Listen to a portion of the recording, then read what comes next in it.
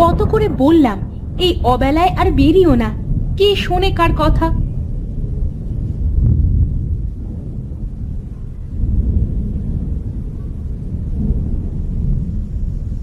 কি গো বউ, তুমি এভাবে বাইরে দাঁড়িয়ে আছো কেন? কি করব বলো, তুমি তো আমার কথা না শুনেই বাইরে চলে গেলে। চারিদিকে কি কালো মেঘ করেছে একটু দেখেছো? হ্যাঁ হ্যাঁ, সেই জন্যই তো দৌড়ে বাড়িতে চলে আসলাম। এর মধ্যে কোথায় গিয়ে কাজ খুঁজবো বলো? চলো ঘরের ভিতরে চলো, যা জোরে বাতাস বইতে শুরু করেছে তাতে তো মনে হচ্ছে ঘর বাড়ি সব উড়িয়ে নিয়ে যাবে।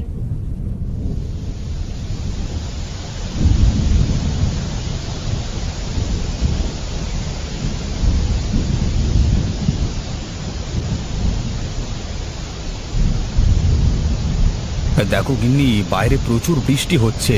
তোমার তো আবার বৃষ্টি দেখতে ভালো লাগে। হ্যাঁ, আমার বৃষ্টি দেখতে তো ভালো লাগে, কিন্তু ভিজতে ভালো লাগে না। দেখো চালের ফুটো দিয়ে কেমন করে পানি পড়ছে ঘরের ভিতরে। তাই তো, এভাবে কিছু সময় পানি পড়তে থাকলে তো ঘরের ভেতরে পানিতে ভরে যাবে গো। কি আর করা যাবে, তোমাকে কত করে বললাম যে ঝড় বৃষ্টির সময় আসছে, তার আগেই তুমি ঘরের চালটা সারানোর ব্যবস্থা করো। মুখ দিয়ে বললি কি আর করা যায় গো? কাজ করাতে হলে তো টাকার দরকার, কিন্তু আমার কাছে তো তেমন কোনো টাকা পয়সা কিছুই নেই। আমি বলি কি, তুমি দরকার হলে একটু মহাজনের সাথে কথা বলে দেখতে পারো, যদি কোনো সাহায্য তিনি করেন আমাদের। ঠিক আছে, বলে দেখব। তবে আমার মনে হয় না যে সে আমাদের কোনো উপকারে আসবে। নাও এখন আগেই বৃষ্টির পানি সামলাও, না হলে রাতে আর বিছানায় ঘুমাতে হবে না।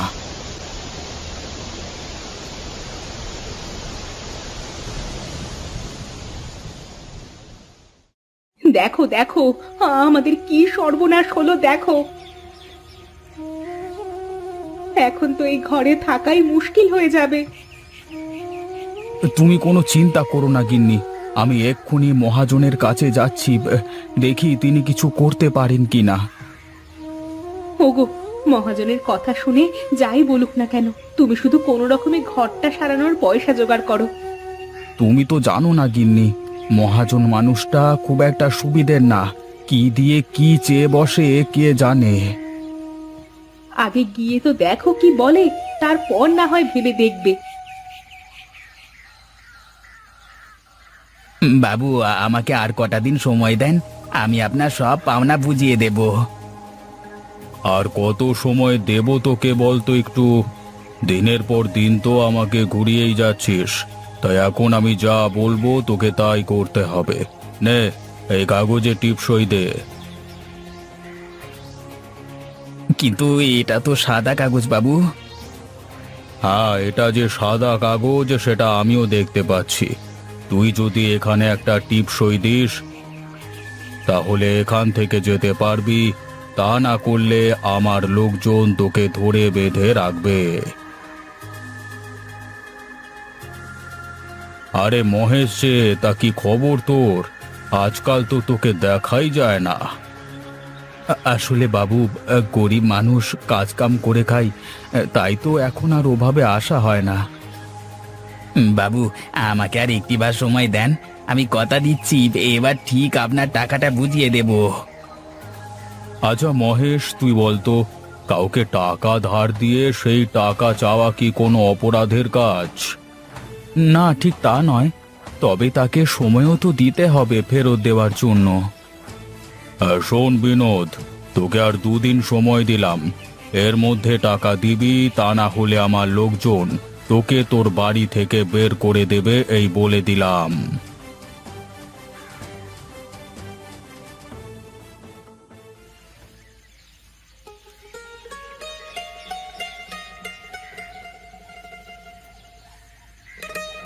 কে তুমি? তোমাকে তো ঠিক চিনতে পারলাম না বুড়িমা। আমি এক ভিখারি রে মা, এই পথ দিয়েই যাচ্ছিলাম, খুব তেষ্টা পেয়েছে আমার, তাই ভাবলাম যে একটু জল খেয়ে নি। ঠিক আছে, তুমি বারান্দায় গিয়ে বসো, আমি তোমাকে জল এনে দিচ্ছি।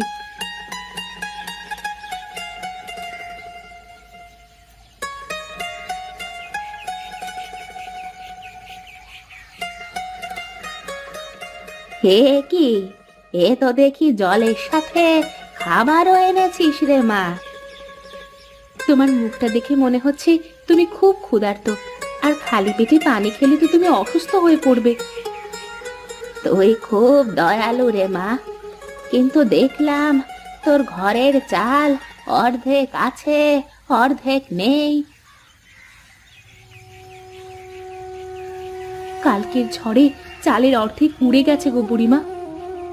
ও আচ্ছা, তাই বুঝি? কিন্তু এভাবে খোলা ঘরে কি থাকা যায়? কি করব বলো বুড়িমা, আমাদের তো দিন আনি দিন খায়, নুন আনতে পান্তা ফুরায়। চিন্তা করিস নে রে মা, সব ঠিক হয়ে যাবে।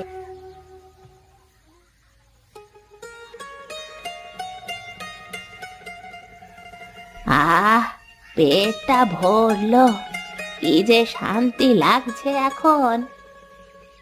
ঠিক আছে, এবার তাহলে আমি আমার কাজে যাই বুড়িমা। যাবি? যাবি তো, একটু বস এখানে। এই নে, এই লাউয়ের বীজগুলো রাখ মা, এগুলো তোর ঘরের চারপাশে লাগিয়ে দিস।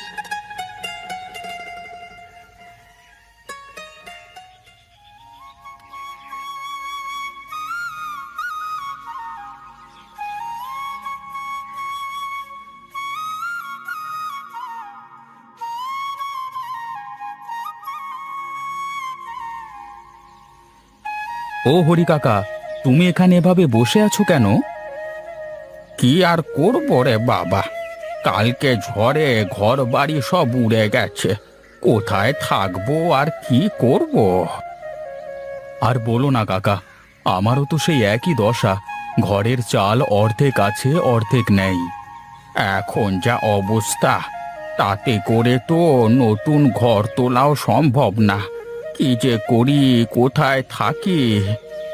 মহাজনের কাছে গেছিলাম ঘরে চালটা সারাবার জন্য কিছু পয়সা আনতে, কিন্তু তার কথাবার্তা শুনে আর বলবার সাহস হয়নি।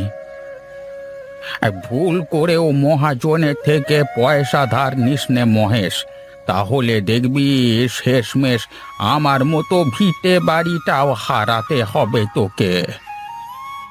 হ্যাঁ কাকা, মহাজনকে তো আমি খুব ভালো করেই চিনি, সেই জন্যই তো তার ফাঁদে পা না দিয়ে চলে আসলাম, কিন্তু ভাবছি কি করে ঘরে চালাটা সারবো।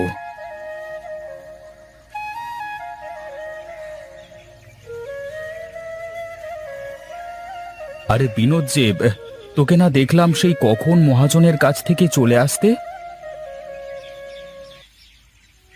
কি আর বলবো দুঃখের কথা, বিপদে পড়ে মহাজনের থেকে ধার নিয়েছিলাম, তার মূল্য যে নিজের ভিটে বাড়ি দিয়ে চোকাতে হবে তা কে জানতো। তোরা তো সবাই বুদ্ধিমান, তোরা ভাবিস যে আমি হরি হয়তো পাগল, আসলে আমি পাগল না, আমি পাগল সেজে থাকবার অভিনয় করি। মহাজন যা বলবে তাই হবে নাকি গায়ে? এর একটা বিহিত করা দরকার। তোর ঘাড়ে কটা মাথা শুনি, মহাজনের সাথে কে লাগতে যাবে? যেই লাগতে যাবে তারও হরি কাকার মতোই অবস্থা হবে। সে যা হয় হোক, এখন আমি যাই হরি কাকা, বাড়িতে গিয়ে দেখি কি অবস্থা।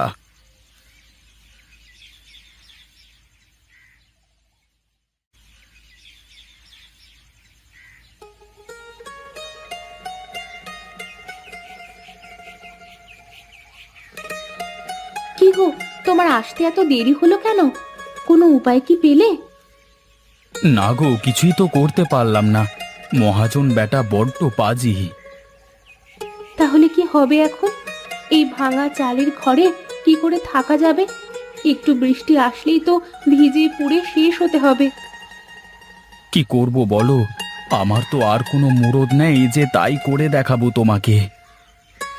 একটা কাজ তো করতে পারো, যে কোনো ভাবে এই বাসা ছেড়ে দিতে তো পারো। এটা ভালো বলেছো, কিন্তু তবে আজ তো আর করা সম্ভব হবে না। দেখি কালকে সকালে উঠেই আগে এটার পেছনে লাগবো। ঠিক আছে, তাহলে আজকের মতো এই ভাঙা চালের নিচেই শুয়ে থাকতে হবে। বৃষ্টি না নামলেই হয়। তাড়াতাড়ি রান্না শেষ করো, আমার খুব খিদে পেয়েছে গিন্নি।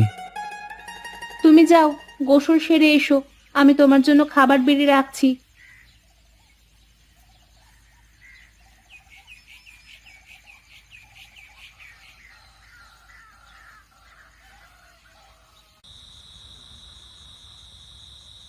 বুঝলে গিন্নি, এখনো পর্যন্ত যারাই মহাজনের থেকে টাকা পয়সা ধার নিচ্ছে তারা সবাই তাদের কিছু না কিছু হারিয়েছে। কিন্তু কেন? টাকা ধার নিয়ে সময় মতো পরিশোধ করে দিলেই তো হয়। এই তো ঠিক ধরেছ। বলি গাঁয়ের মানুষের কাজ কামের যা অবস্থা, তাতে করে কিভাবে সময় মতো টাকা ফেরত দেবে বলতে পারো? আমি হলেই কি পারবো? আমারও তো কোনো কাজ কামের ঠিক নেই। একদিন কাজ করি তো দুদিন বসে থাকতে হয়। আচ্ছা, টাকা দিতে না পারলে মহাজন কি করে? কি আর করে, জোর করে মানুষের ঘরবাড়ি সব লিখে নেয়, তারপর ঘাড় ধাক্কা দিয়ে বাড়ি থেকে বের করে দেয়, পথে নামিয়ে দেয় সবাইকে। থাক বাবা, লাগবে না তাহলে ওরকম টাকা। তার চেয়ে এভাবে থাকাও অনেক ভালো। তাছাড়া আর বলছি কি, দেখি কাল কি করতে পারি। এখন তাড়াতাড়ি খেয়ে নাও, কালকে সকাল সকাল উঠে দুজনেই হাতে গুঁজে কাজ করতে হবে।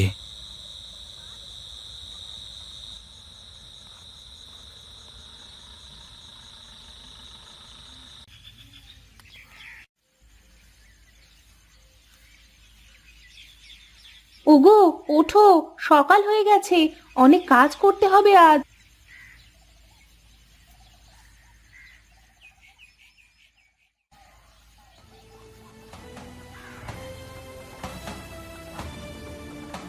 এ এ এ কি, ঘরের চালটা এভাবে ঠিক হলো কেমন করে? হ্যাঁ গো, তাই তো। কিভাবে হলো এটা?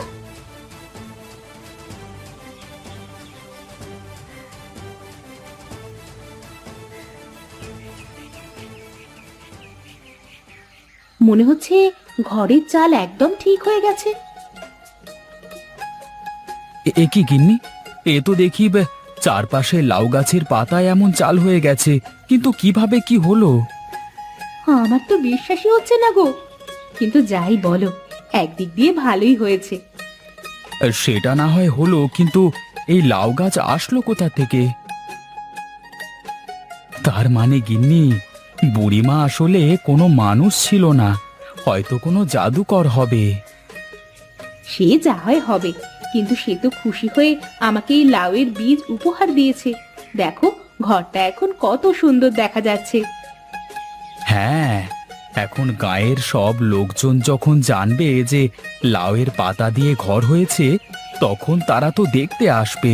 আর কেউ কিছু শোধালে তখন কি বলবে? ওসব তুমি আমার উপর ছেড়ে দাও, তোমার ভাবা লাগবে না। এবার থেকে তুমি শুধু দেখো আমার খেল। এতদিন তো মহাজন সবাইকে বোকা বানিয়েছে, এখন এই বাড়ি দেখিয়ে আমিও মহাজনকে বোকা বানাবো।